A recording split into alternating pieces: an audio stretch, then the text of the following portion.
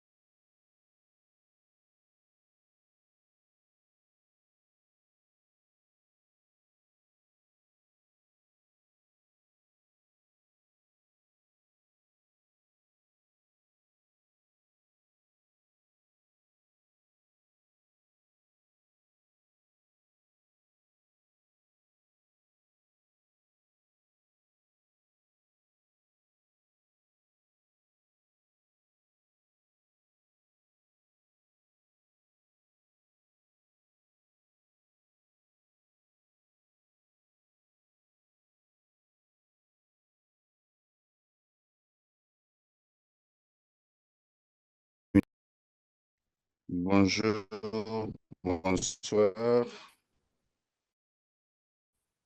et bienvenue à la réunion.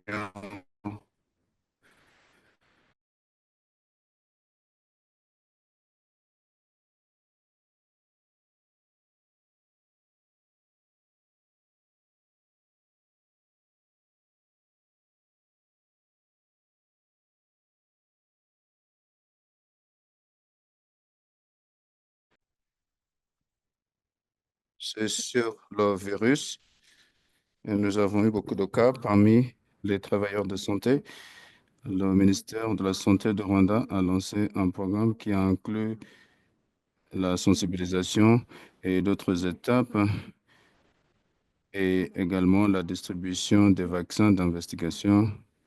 Nous allons écouter euh, sur la riposte en détail d'un expert du Centre biomédical du Rwanda et nous allons également entendre parler du développement du vaccin de la maladie de Marburg de Marc de Liavi. Alors nous allons maintenant présenter. Je m'excuse, avant de présenter notre premier intervenant, nous avons l'interprétation disponible ce matin. Donc, si vous voulez suivre la traduction en français pour cet atelier, veuillez vous connecter en français en choisissant le globe interprétation en bas de votre écran, comme celui qui est présenté au milieu. Et si vous ne voyez pas ça, cliquez sur plus et vous allez voir l'interprétation. Nous avons un interprète qui est en train d'interpréter, donc j'espère qu'il va pouvoir vous aider à vous retrouver. Et après la présentation, nous aurons 10 minutes ou 15 minutes pour questions-réponses. Pour toutes les questions, n'hésitez pas à les saisir dans la boîte questions-réponses en bas de votre écran. Alors, j'ai le plaisir ce matin de présenter notre premier intervenant, le docteur Edson Rwagasore, qui est cherche de la surveillance de la santé publique et la riposte d'urgence au niveau du Centre biomédical de Rwanda. Il est médecin épidémiologiste de la santé publique et qui est chargé des investigations et la riposte pour protéger la santé publique. Il est également le directeur de programme pour le programme de formation des épidémiologues où il essaie d'augmenter le nombre d'épidémiologues pour le pays. Il a joué un rôle important en tant que responsable de la surveillance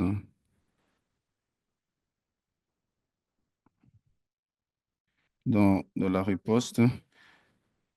Dr. Gosore, allez-y. et donnez-nous votre réponse sur le cas de Marburg. Merci beaucoup, Jessica. J'aimerais partager quelques leçons apprises lors de notre riposte pour le Marburg. Notre diapo jusqu'au 27 septembre 2024, où le Rwanda s'est senti beaucoup plus sûr, malgré le fait d'être dans la région qui est beaucoup plus susceptible aux fièvres hémorragiques virales. Nous avons signalé notre premier cas de Marburg. C'est une maladie euh, grave et nous avons eu beaucoup de questions posées à l'époque où il y a eu le foyer et nous avons pensé à trois choses. Premièrement, cette maladie, comme beaucoup de gens voulaient savoir quelle serait la source des infections et également la sortie ou le sort. Et cela est arrivé au mauvais moment où nous essayons déjà de gérer euh, le Mpox dans 6 jours. Et cela a également eu un impact sur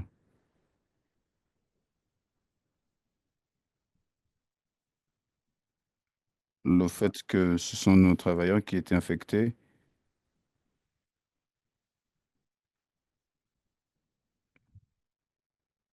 C'était nos prestataires qui étaient infectés.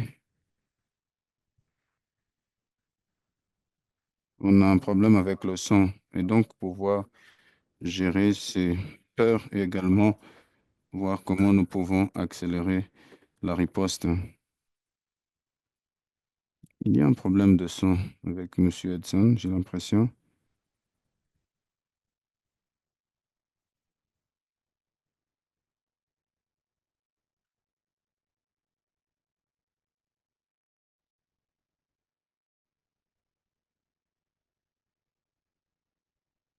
Est-ce que vous nous entendez? Je pense que nous avons un problème avec votre son, Monsieur Edson. Diapo, les diapos n'avancent pas, même si vous passez. Notre deuxième diapo, ce n'était pas le premier foyer, c'était le troisième foyer signalé depuis 1975 et ceci est à cause du VHF et le premier cas a été signalé à Marbourg en Allemagne et c'est de ça qu'est tiré le nom. Vous voyez les pays les plus affectés, la RDC, l'Ouganda, le Kenya et l'Angola, les pays avec le plus de cas. Diapo, s'il vous plaît. En ce qui concerne la transmission de virus de Marburg, cela commence avec les excréments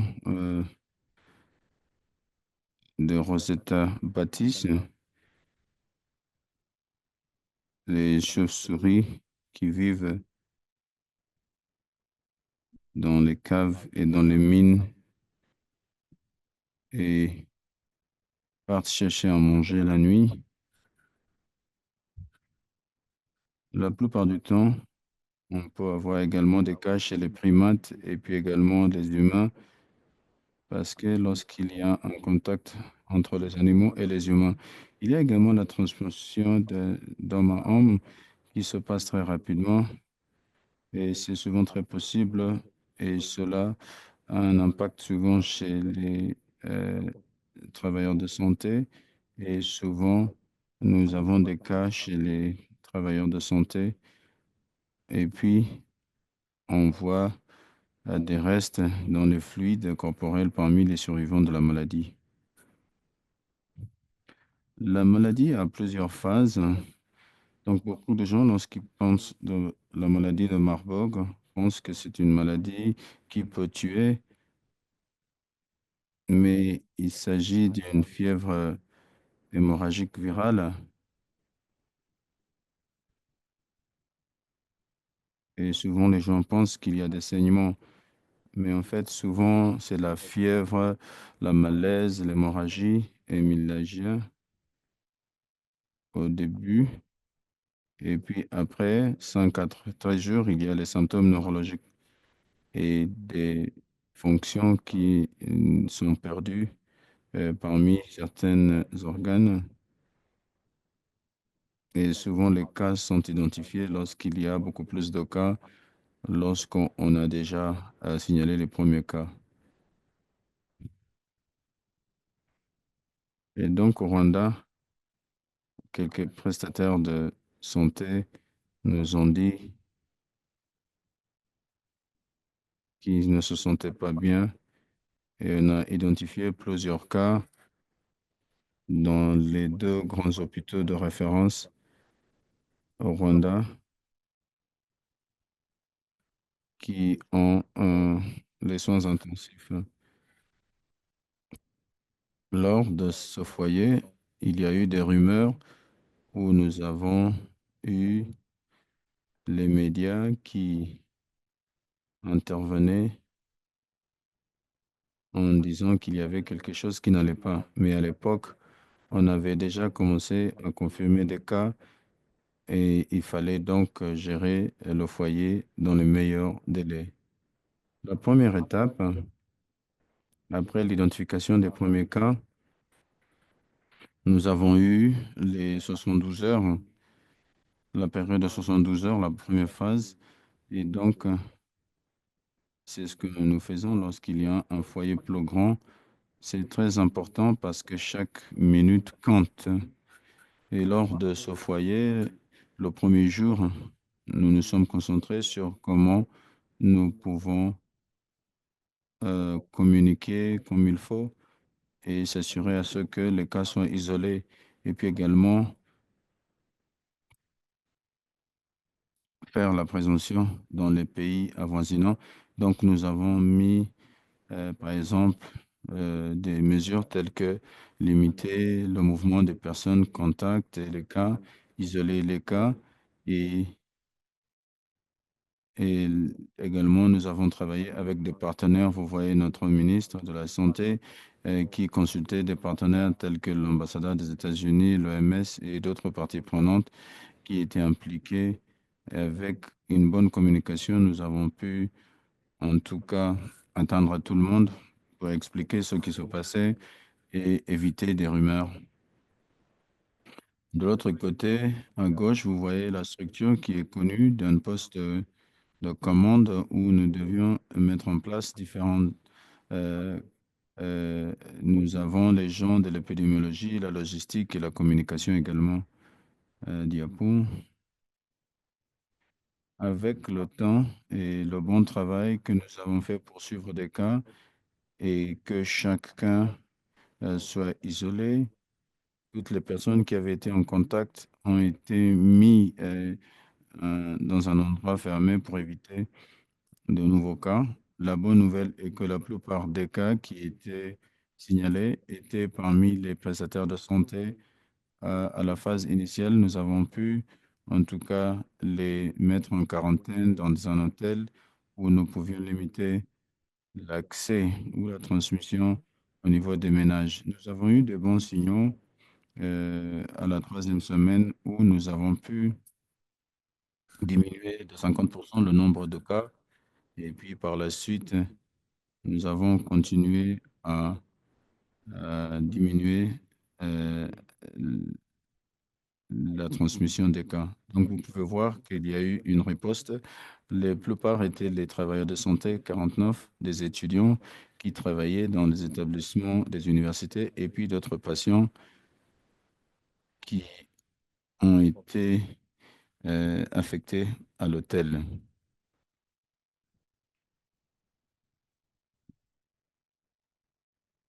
La composante la plus importante était pour identifier les personnes qui avaient été en contact avec les personnes affectées et identifier les cas indices. Et nous avons fait, en regardant, par exemple, les fichiers médicaux, nous avons pu identifier le premier cas et nous avons pu tracer qu'il était dans un site des mines qui est bien connu dans la ville de Kigali, où, après des investigations, on a pu identifier qu'il y avait, c'était un site qui est connu, mais on ne pensait pas que ce site avait ces chauves-souris. Et nous avons pu trouver qu'il y avait d'autres personnes qui avaient été exposées, une quinzaine, avec le virus, mais n'avaient pas de symptômes.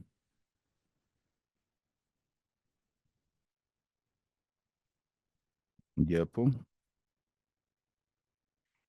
Voilà nos héros, ceux qui étaient à la première ligne, ceux qui ont passé beaucoup de temps à côté des lits pour soigner des patients et passer ou prendre des risques.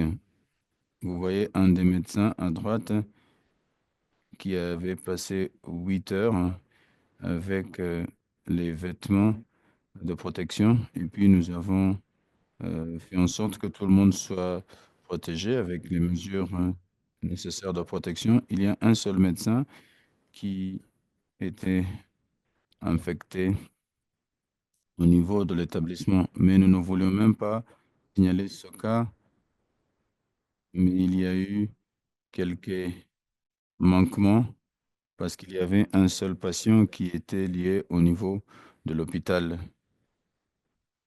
Suivant. L'autre intervention qui a pu changer la donne était la vaccination.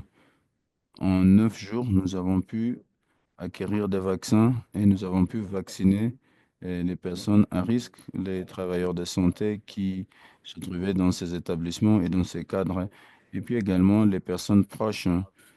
Dès qu'on identifiait quelqu'un, on pouvait les vacciner, euh, tous les proches des cas euh, confirmés. Nous avons donc eu des bons résultats par rapport à l'image de la maladie qui est souvent fatale, mais nous avons pu avoir peu de mortalité, c'est-à-dire 22% seulement des cas sont décédés. Étant donné que c'était des travailleurs de santé, on a eu donc un impact psychosocial au niveau de notre système de santé et donc nous avons travaillé de près avec l'équipe de l'Association des médecins de Rwanda pour donner de l'aide psychosociale et un suivi pour les accompagner en tant que survivants de MVD. Nous avons également eu des euh, preuves scientifiques et leçons apprises pour le Rwanda et qui pouvaient servir à d'autres pays. Nous avons essayé en tout cas d'archiver toutes les étapes qui ont aidé à réussir, y compris les dynamiques génomiques et de la transmission, c'est-à-dire identifier le camp indice et le site, et nous avons pu essayer de diminuer le développement et la croissance du nombre de cas. Les autres étapes est que nous avons élaboré 4 stratégies. C'était une cartographie géographique basée sur les risques, c'est-à-dire les zones à risque telles que les sites miniers où ces chauves-souris euh, euh, abritent, et puis la distribution des espèces, et puis d'autres hôtes qui peuvent jouer le rôle de la transmission. Et puis en même temps, nous avons travaillé avec d'autres collègues, c'est-à-dire comprendre l'écologie, les modèles de mouvement avec GPS, etc., pour éviter la transmission de la bête à l'homme et des chauves-souris à l'homme. Voilà ce que nous faisions Avec notre stratégie d'échantillon, nous avons essayé d'améliorer notre stratégie d'échantillonnage. Nous apprenons également des collègues qui connaissent les chauves-souris pour voir comment on peut éviter des foyers futurs. Voilà le plan pour les interventions futures, surtout sur les chauves-souris et le GPS. Merci beaucoup. Ici, je peux rappeler que on ne pouvait pas réussir sans les partenaires. J'aimerais remercier tous les partenaires, surtout ICAP, qui sont venus pour nous appuyer au niveau de la riposte. Et ces foyers servent toujours de possibilité d'apprendre pour l'avenir et nous espérons pouvoir faire face aux nouveaux foyers et pandémies. Merci beaucoup. Merci beaucoup. Ça, c'était très bien, Dr. Edson. Ça, c'était très intéressant et très clair. Notre intervenant suivant va nous parler de l'élaboration de vaccins pour le Marburg et d'autres euh, fièvres hémorragiques virales. Dr. Mark Feinberg est PDG de IAVI. Il travaille pour l'élaboration de vaccins et d'autres innovations biomédicales pour lutter contre le VIH, la tuberculose, des nouveaux virus et d'autres menaces à la santé publique, surtout auprès des pays les moins euh, riches. Et il travaille avec l'IAVI depuis 10 ans. Avant, il était responsable au niveau de Mac Vaccin et il a eu beaucoup d'initiatives pour les besoins non satisfaits dans les pays à faible revenu, y compris la coordination d'un partenariat public-privé pour accélérer le développement d'un vaccin pour Ebola. Je pense que, Dr. Feinberg, vous pouvez nous dire ce que vous avez fait. Merci. Merci beaucoup, Jessica. J'aimerais féliciter et remarquer le travail que Edson et ses collègues au Rwanda ont fait pour vraiment riposter contre ce virus de Marburg. Maintenant, je vais passer au développement du vaccin pour Marburg et puis également vous dire où nous en sommes par rapport à ce processus diapo. Pour donner un aperçu pour ceux qui ne connaissent pas IAVI, nous sommes une organisation à but non lucratif de biotechnologie et nous avons des capacités pour l'évaluation clinique et les engagements cliniques avec l'objectif d'élaborer ou de créer des vaccins pour des maladies qui impactent beaucoup plus les personnes vivant dans les pays à faible revenu, y compris le VIH, la tuberculose et d'autres maladies infectieuses qui se développent, ainsi que les maladies négligées. Alors, ici, vous verrez notre portefeuille et vous pouvez cliquer pour avoir davantage d'informations. Nous avons des vaccins sur beaucoup d'infections, le Marburg, et vous voyez la Safiva, le Marburg, Ebola Soudan et Crimean Congo. Vaccin pour la fièvre hémorragique du Congo-Crimée et sont des modalités de prévention. Nous sommes optimistes qu'on peut les développer et nous sommes très engagés à les développer et à les créer. Pour vous parler de notre portefeuille, vous pouvez y aller. Et en travaillant là-dessus, vous savez que les maladies infectieuses telles que Ebola, Soudan, Ebola, Zaïre, Marburg, ce n'est pas simplement l'impression que ces maladies se développent beaucoup plus régulièrement dans des endroits même non attendus, et c'est le cas. Et cela renforce le besoin de ne pas simplement avoir les modalités telles que les vaccins et les traitements euh, pour lutter contre ces maladies fatales, mais également les systèmes, processus et partenariats tels que celui-là cité par Edson pour pouvoir riposter à ces nouveaux foyers parce qu'ils sont là et ils vont continuer à se développer à cause des changements climatiques, les migrations, la guerre, la croissance démographique, l'urbanisation, tous ces facteurs contribuent à un risque élevé d'avoir des médicaments, pardon, des maladies de ces animaux réservoirs. Ici, c'est un peu hypothétique, hein. Si vous voyez où nous avons eu des foyers, Edson en a déjà parlé. Et maintenant, si vous regardez les endroits où on a eu des foyers, y compris en Guinée, Ghana, Guinée équatoriale, Tanzanie, Rwanda, et tout ça, c'est dans les 5 années. Et pour la plupart, c'est le premier foyer de Marburg. Il y a eu également un autre foyer en Tanzanie, mais la Tanzanie avait connu d'autres foyers. Mais vous voyez qu'il y a de plus en plus de cas, et même dans des endroits où la maladie n'avait pas encore apparu. Et donc, c'est très important de prendre en compte ces facteurs. Diapo. Le vaccin qui avait été utilisé au Rwanda n'est pas le vaccin que nous avons créé. Il s'appelle, qui s'appelle chimpanzee adenovirus type 3, comme celui qui avait été utilisé comme euh, COVID, qui a été créé par Sabine avec les autorités pour avoir ça dans les essais cités par Edson. Le vaccin développé par l'IAVI est basé sur la plateforme RVSV qui utilise la même approche que utilisée dans ces vaccins Ebola Zaïre. C'est quelque chose qui avait été fait par Merck avec d'autres partenaires et on a vu que on a eu une efficacité d'à peu près 100% dans la vaccination qui a été faite en Guinée lors qu'il y avait également Ebola Zaïre en 2014-2016.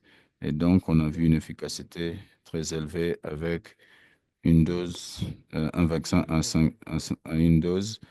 Et donc, on a l'impression que il y a des propriétés qui se trouvent euh, chez d'autres vaccins qui sont créés par ce même plateforme.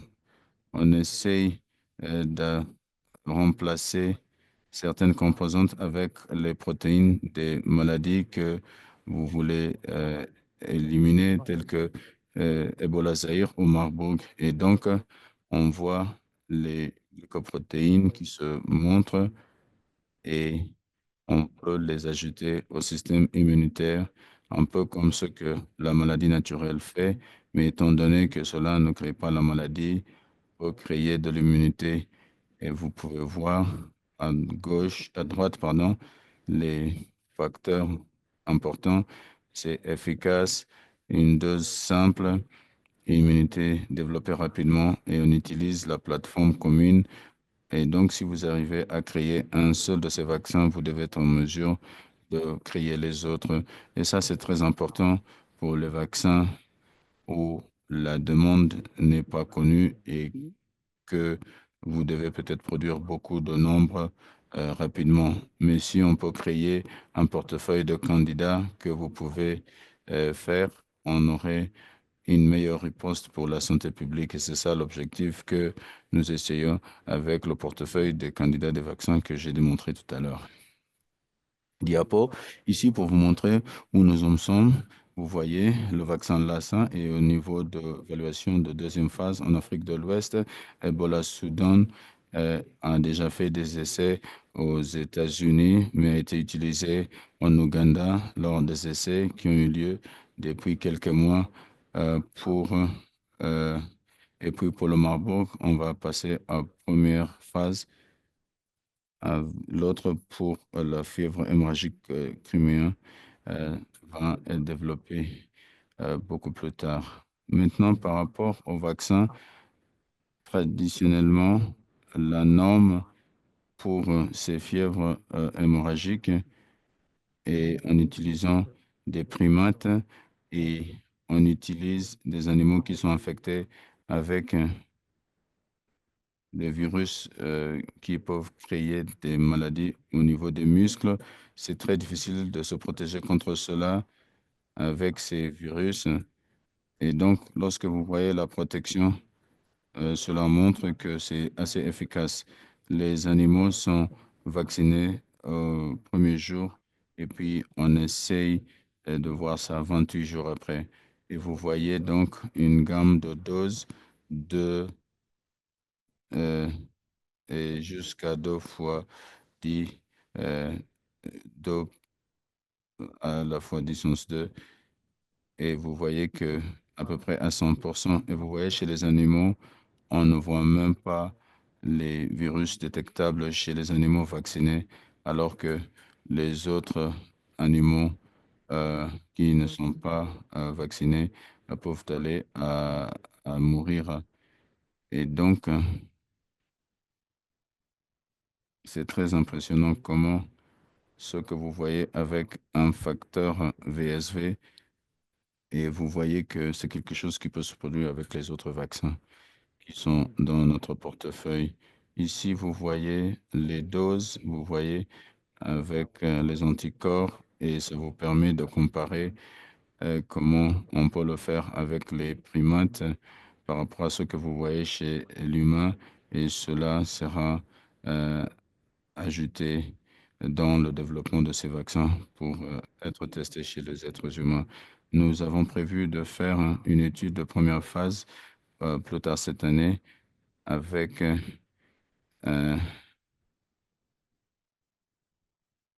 et nous sommes très intéressés par les résultats que nous allons voir. Maintenant, pour les leçons apprises, je voulais également vous donner un peu d'historique par rapport à l'Ebola Soudan, un foyer qui, le vaccin d'Ebola Zaïre ne protège pas contre Ebola Soudan, et donc nous avons besoin d'un nouveau vaccin. Vous voyez le nombre de foyers qui ont eu lieu en Afrique de l'Ouest et centrale, et vous voyez plusieurs foyers en Ouganda, le plus récemment en 2025, en début de cette année, au mois de janvier. Et donc, c'est une autre maladie où il faut un vaccin pour protéger les travailleurs de santé, mais également pour riposter au foyer et pouvoir les gérer dans les meilleurs délais après leur foyer ou l'éclosion. Nous avons travaillé avec des collègues en Ouganda et le ministère de la Santé de l'Ouganda lorsqu'ils ont eu un foyer en 2022, et nous avons travaillé avec Marc pour accélérer le processus de fabrication et l'expédier en Ouganda. Et à l'époque, cela a pris 6 semaines, et c'était vraiment une période record, hein, parce qu'à l'époque, on n'a pas eu le temps pour faire face au foyer, mais les autorités de la santé publique ont pu maîtriser le foyer avant les essais du vaccin euh, chez les personnes qui étaient déjà en quarantaine, mais on avait le vaccin 6 semaines après. Voilà le résultat de cette étude qui a été menée pour ce vaccin. Encore une fois, vous voyez, on arrive à avoir une sûreté et l'immunogénicité à travers plusieurs doses. Et après, vous verrez le résultat de cette étude, et vous avez le résultat très similaire pour neutraliser les anticorps contre Ebola Sudan, le virus Ebola Sudan, et le résultat proche de ce que nous avons vu avec les autres pour Marburg et Ebola Zaïre.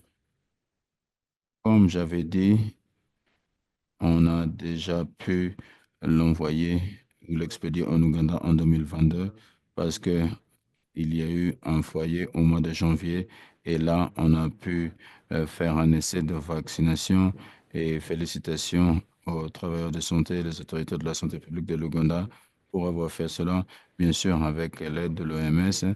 Ils ont pu faire des essais de vaccins en 4 jours depuis le premier cas qui avait été signalé avec Ebola Soudan en Ouganda. Et cela montre que avoir une riposte qui arrive avec des stocks du vaccin qui existent et avec une idée de mettre en place une riposte est très important. Ce n'est pas simplement avoir le vaccin, mais c'est de l'avoir au bon endroit et pouvoir le déployer dans les meilleurs délais. Heureusement, le foyer en Ouganda maintenant est maîtrisé et nous ne croyons pas qu'il y aura assez de cas pour pouvoir évaluer l'efficacité du vaccin, mais la riposte était très réussie et j'aimerais féliciter les équipes en Ouganda pour ces efforts-là. Voilà l'activité. On a fait cela. C'est différent que ce qui a été fait en Rwanda. Et si vous cliquez, vous verrez, c'est différent également pour ce qui a été fait en Guinée pour Ebola Zaïre. Ici, vous voyez des cycles aléatoires avec la vaccination immédiate et retardée et vous comparez les résultats chez d'autres groupes et c'est ce qui a été fait en Guinée en 2016 et c'est ce qui a été fait également en Ouganda récemment. Maintenant, lorsque vous devez euh, amener ces vaccins au niveau d'avoir euh, la production, ce n'est pas possible parce que vous n'avez pas assez de nombre, parce que ce n'est pas possible de démontrer l'efficacité parce qu'il n'y a pas assez de cas. Donc, on peut utiliser, par exemple, la voie animale parce qu'on travaille avec une plateforme qui, et nous sommes en train de discuter avec les autorités pour avoir un processus accéléré pour essayer de vérifier si on peut le faire avec Ebola Zaïre, Ebola Soudan et Marburg. L'avenir maintenant, avec quelques commentaires par rapport à l'avenir, ces vaccins-là seront utilisés simplement s'ils sont sûrs et efficaces et qui peuvent être distribués aux personnes qui en ont besoin de façon durable et accessible. Et nous sommes ravis d'avoir créé un partenariat avec l'Institut Pasteur de Dakar, qui est un des rares fabricants de vaccins en Afrique et le seul qui fait des produits chez eux.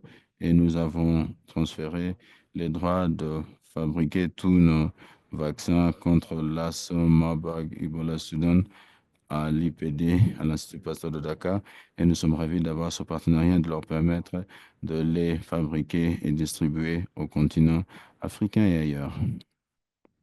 Yapo,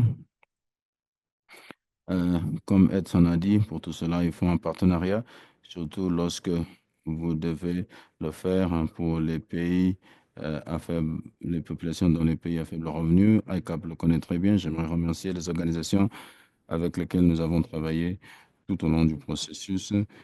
Et je voulais conclure en disant que, avec une réflexion, c'est une photo d'une fille libérienne dont la communauté était affectée par le foyer Ebola Zaïre en 2014-2016. Et lorsqu'elle a entendu la nouvelle de l'essai à succès en Guinée, c'est la photo prise, comme elle a dit, merci à tout le monde qui a travaillé. Et vous voyez que parfois on parle mal de la science et donc euh, considéré pour faire du mal. Et là, c'était un bon message que je voulais partager à quelqu'un qui a remercié la science. Merci, je suis prêt à répondre à toute question que vous aurez à poser. Merci, merci beaucoup, c'était excellent. Nous avons plusieurs questions qui ont été posées et moi-même, j'ai une question ou deux. La plupart des questions ont été, euh, ont trouvé réponse, mais ça serait bien d'entendre davantage d'informations. Il y a une question à Dr. Edson par rapport à si la stratégie 717 a été mise en œuvre et quels étaient les défis lors de la mise en œuvre. Je pense que vous pouvez répondre et rappeler ce qu'est cette stratégie 717 et parler de l'expérience que vous avez eue lors du foyer. Merci beaucoup, Jessica. Pour le 7-1-7, il s'agit d'un objectif mondial où nous devons identifier les cas dans 7 jours, les signaler dans une journée et riposter au moins dans 7 jours. Et donc, nous avons essayé de prendre des données que nous détenons après notre évaluation à la suite de la maîtrise de ce foyer. Et nous avons trouvé que nous avons eu de bons résultats. D'abord, l'identification et la riposte, mais nous avons accusé un retard par rapport à l'identification des cas. Mais ça, c'est souvent très commun, surtout pour ces fièvres hémorragiques, parce qu'on n'a pas de symptômes euh, typiques et les symptômes se présentent lorsqu'il est déjà trop tard ou il y a déjà eu plusieurs personnes infectées. Et donc là, on accuse un retard et même parfois nous sommes allés au-delà de 7 jours. Mais c'était une leçon apprise et nous essayons d'améliorer nos systèmes et à l'avenir, nous avons fait une sorte de triage pour essayer d'évaluer des risques pour chaque personne qui venait. Ça, c'était notre premier foyer. Nous n'attendions pas à avoir un foyer de Marburg. Et lorsque nous avons ce genre de cas, nous pensions que ce cas-là était importé parce que nous n'avons jamais connu ce type de foyer. Et donc, ce sont des leçons et nous allons nous améliorer au fur et à mesure pour rendre le pays et la région beaucoup plus sûrs.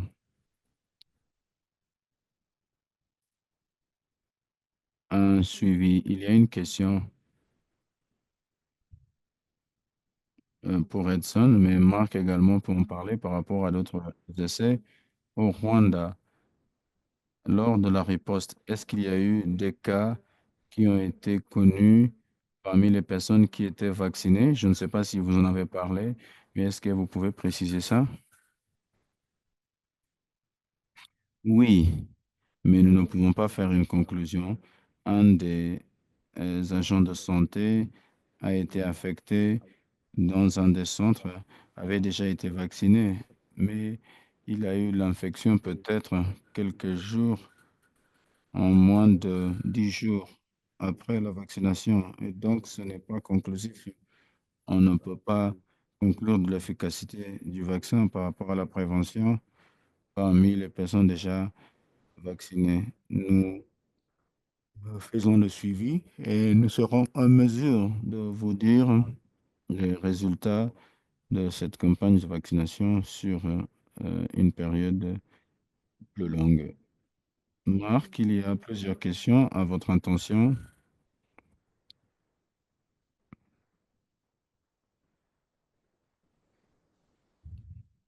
Il y a une question pour la comparaison entre VSV par rapport à l'efficacité des vaccins. Il y a également une question qui vous pose de la période de protection chez les animaux pour la vaccination VSV. Et si vous pouvez, je vais vous aider à vous souvenir de ma question.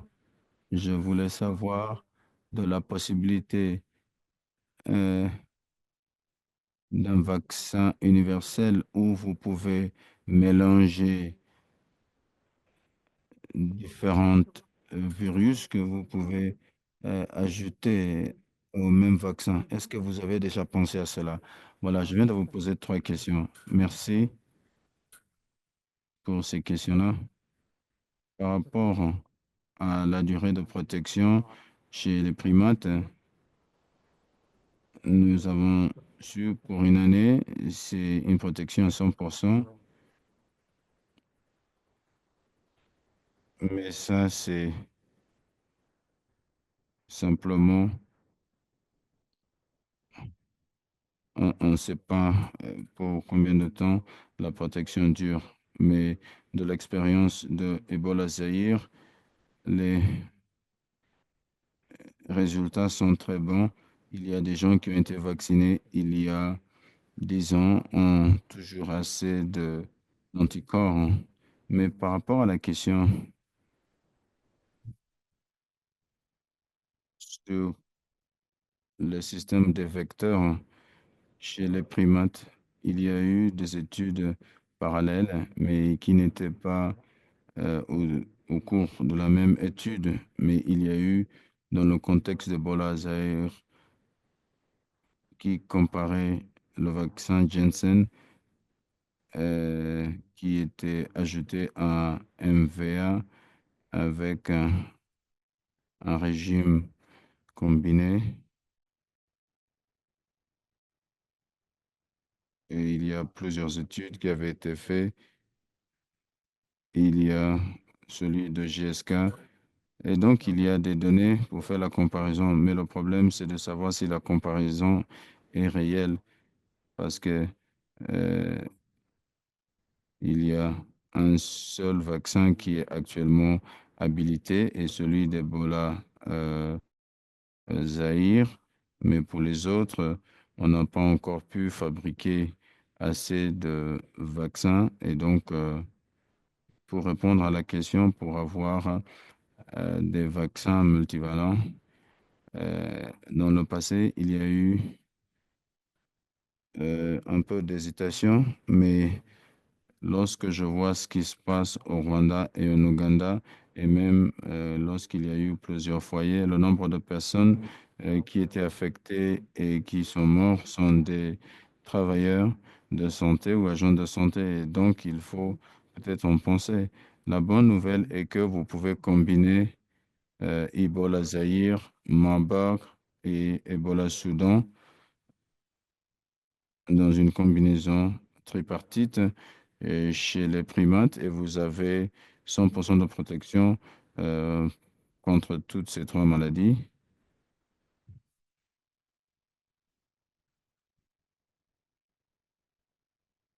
Et donc, il y a eu quelques tentatives par rapport à ça.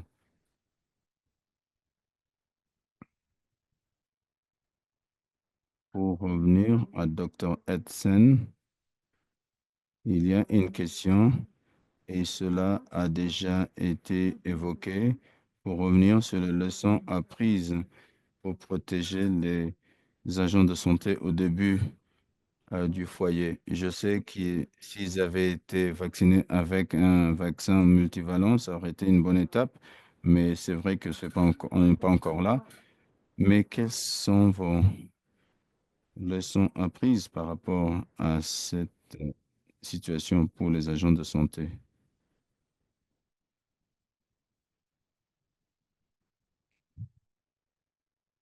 La plupart des personnes qui sont affectées sont ceux qui sont à la première ligne et on n'aimerait pas à ce que ces gens-là soient affectés parce que cela a un impact sur tout le système. Il est vrai qu'un prestataire au niveau des soins intensifs, les deux plus grands, il y avait des agents affectés. On a presque fermé ces centres de soins intensifs où les agents étaient affectés et il fallait également nettoyer ces zones. C'était un défi pour nous. Nous avons donc fait une sorte de triage pour tout le monde. Nous avons un outil de l'IA qui peut nous permettre de comprendre si quelqu'un a un des symptômes et également, par exemple, quelqu'un qui a travaillé dans les mines qui deviendrait donc quelqu'un à haut risque. Et puis, l'autre chose est que nous avons identifié les endroits à risque et où il peut y avoir des foyers. Nous avons donc des cliniques dans ce cadre-là pour savoir avant de venir euh, à d'autres établissements, on doit d'abord aller se faire dépister dans ces cliniques-là. Nous sommes en train également de renforcer la capacité IPC. Et un des investissements que j'aimerais vous dire est notre centre d'excellence d'isolation et gestion de ces maladies qui sera lancé d'ici décembre. Ça a été fait avec l'Institut Robert où nous aurons également une formation pour le renforcement de capacités dans le domaine IPC. Et ce type d'investissement nous permettrait d'être beaucoup plus près lors des foyers futurs, foyers et épidémies futures. Il y a une question par rapport aux mines où on a identifié les chauves-souris. Qu'est-ce que le gouvernement a fait? Parce qu'il y a des colonies de ces chauves-souris près de Kigali. Nous avons fait une cartographie de toutes ces mines où les chauves-souris existent et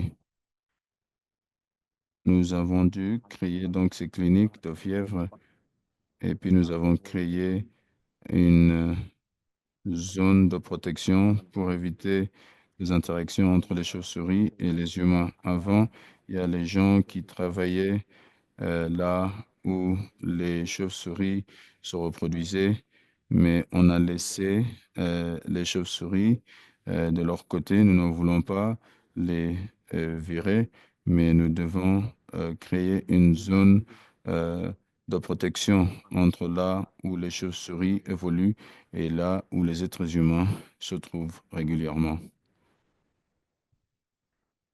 Moi, je vais essayer de voir s'il y a d'autres questions. J'ai une question. Merci beaucoup, Edson et Marc, pour ces deux bonnes présentations. Je me demande, c'est une question à vous deux. J'ai l'impression que lorsque vous voyez cette carte de foyer à travers le continent,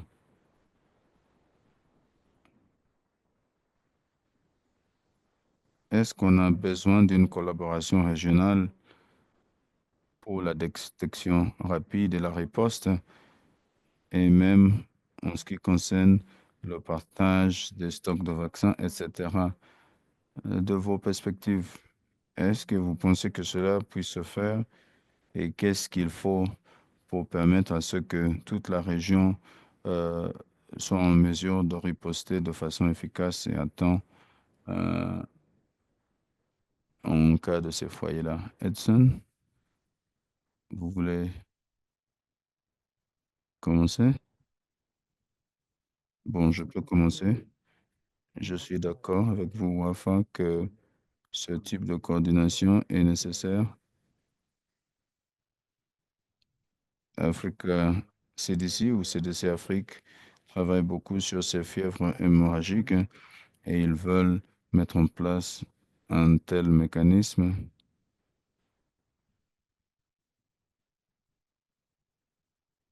Il y aura beaucoup à faire et je m'inquiète que les impacts récents des décisions américaines, par exemple récentes, vont rendre ce type d'objectif beaucoup plus difficile à réaliser. Mais je sais qu'il y a beaucoup plus de dynamisme sur le continent africain. Je pense que ce qui manque est une approche stratégique pour avoir la meilleure méthodologie de protection et de détection rapide et comment savoir quels sont les produits à déployer dans ce contexte-là et comment permettre le développement et distribution de ces produits. Il faut qu'il y ait des stocks disponibles en cas de besoin pour que les produits puissent être parcheminés en cas de besoin. Nous avons beaucoup à faire dans ce domaine-là, Wafa. Je suis d'accord. Il y a beaucoup à faire ici. Si vous regardez,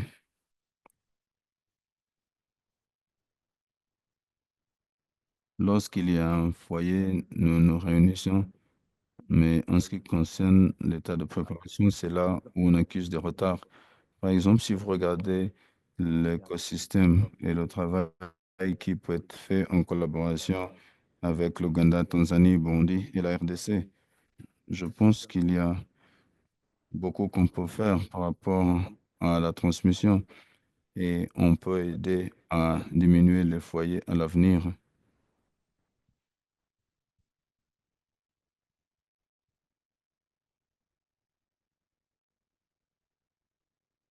Et donc, on aimerait peut-être accélérer les activités donc de prévention. Et là, l'OMS et d'autres partenaires peuvent nous aider également avec la préparation et non pas simplement riposter en cas de foyer.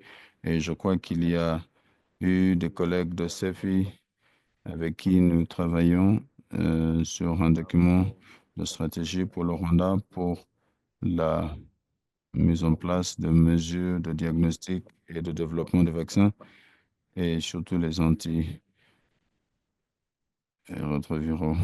Donc, c'est un document d'orientation qui va beaucoup servir à l'avenir. Merci.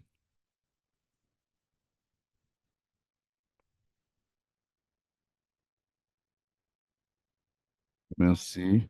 Je pense qu'on a eu une séance questions-réponses très intéressante. Ça, c'était très bien.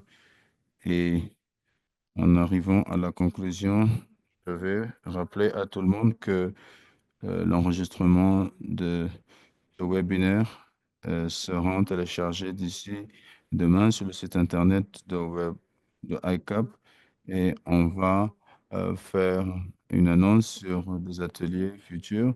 Merci encore pour avoir participé et euh, merci à Marc et Edson pour ces deux présentations. Merci à tout le monde et au revoir. Au revoir.